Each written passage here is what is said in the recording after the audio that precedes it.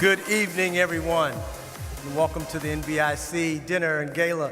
You all look fabulous. Give yourselves a round of applause.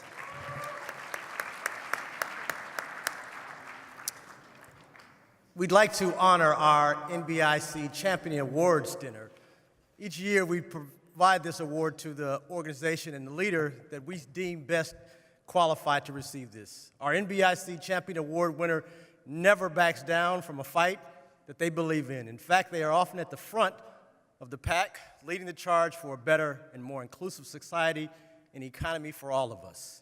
And in times like these, when it seems like forces are regularly trying to wedge our communities apart, few leaders are helping bring us together, like more so than tonight's honoree. She is not known for sitting quietly when there are people who need her voice, which is a good skill for her to have considering her most recent career move. Senator Amy Klobuchar has built a reputation of putting partisanship aside to help strengthen the economy and support families, workers, and businesses. In 2016, an analysis by one major national news service ranked her first among all 100 senators in sponsoring or co-sponsoring bills that were enacted into law in the 114th Congress. And in this town, we all know that is not easy.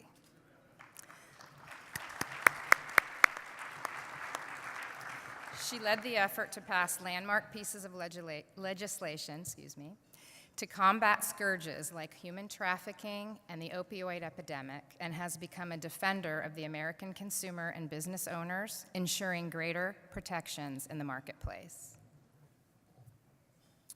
In 2015, she was appointed chair of the Senate Democratic Steering Committee, where she brings together senators, businesses, community leaders, policy experts, and intergovernmental affairs organizations to help develop policies to strengthen the economy and move the country forward. Her long career of service for all Americans is an asset to her current campaign for Democratic nomination in 2020, and is among the reasons we're so proud to honor her tonight. Please welcome our 2019 NBIC Champion Award winner, Senator Amy Klobuchar.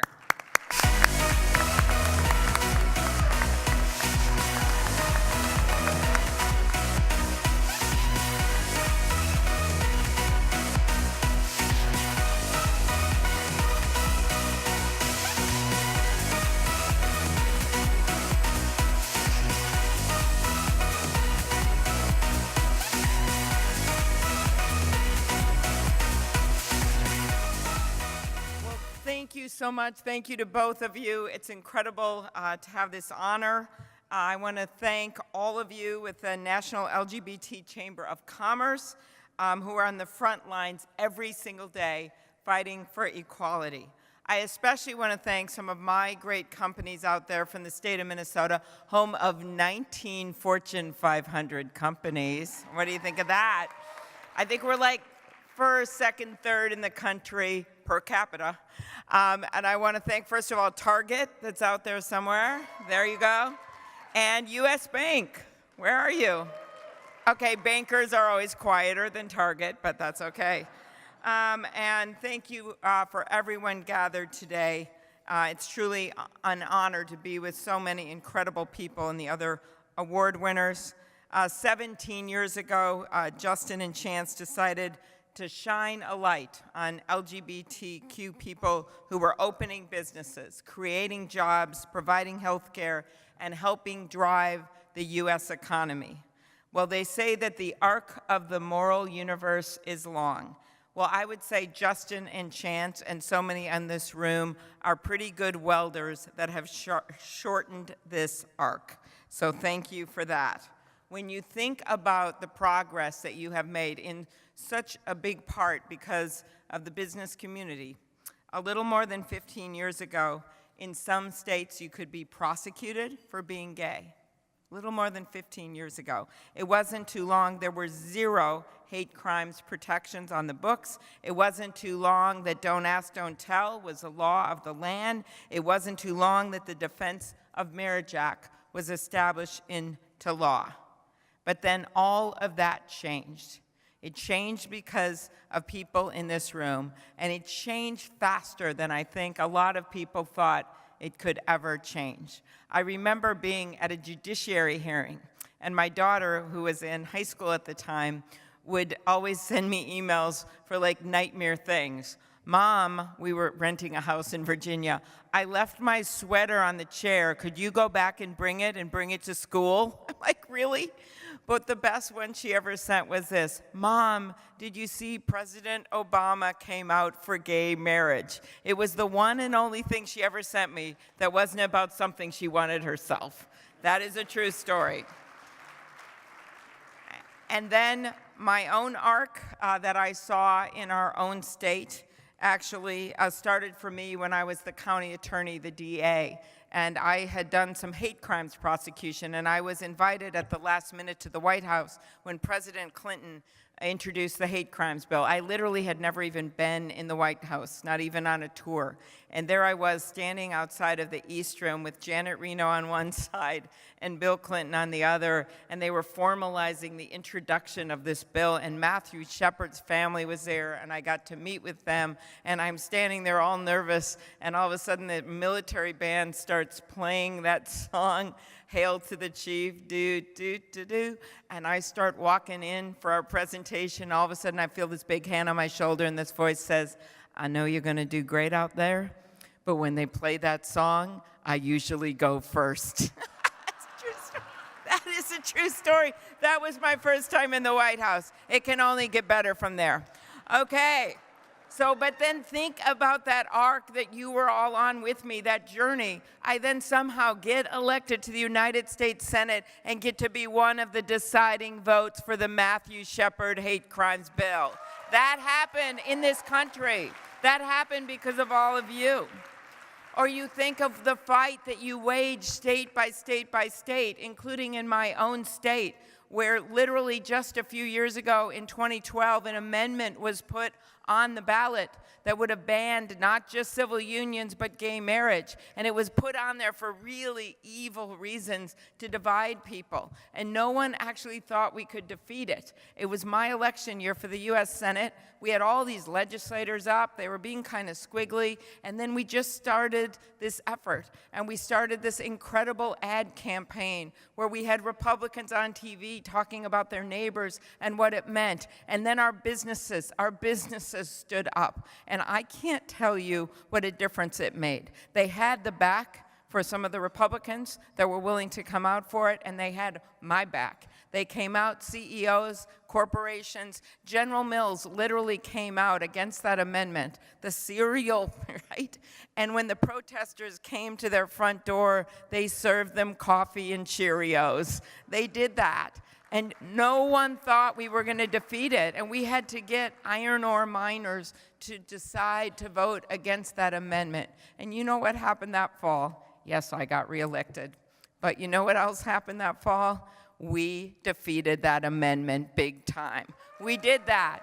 And as a result of all the companies that stood up, we put in place all these legislators, and I got to be honest, I didn't think we were a state that would have done this, but our governor and our legislature, they were then, because they had gotten elected because of the mean-spirit nature of that constitutional amendment on our ballot, they were then able to pass, and we became the 12th state in the country guaranteeing gay marriage. That was the arc that we went on and the journey we went on. And you saw that over and over again in every single state. But we know this is not over yet. As my friend and colleague Senator Baldwin likes to say, full equality has not been won. We can't confuse progress for victory. It's not right that in some states you can get married on Sunday and fired from your job on Monday. It's not right that if you drive across the United States on a cross-country trip, the laws and protections may be different at every rest stop you make. In most states today, LGBTQ Americans can be fired, evicted, or denied basic services because of who they are. And right now, we have an administration that is basically saying that patriotic trans service members should not serve in the military. That is wrong. It is not right It is not right that there are still those who are trying to strip away your hard-earned rights.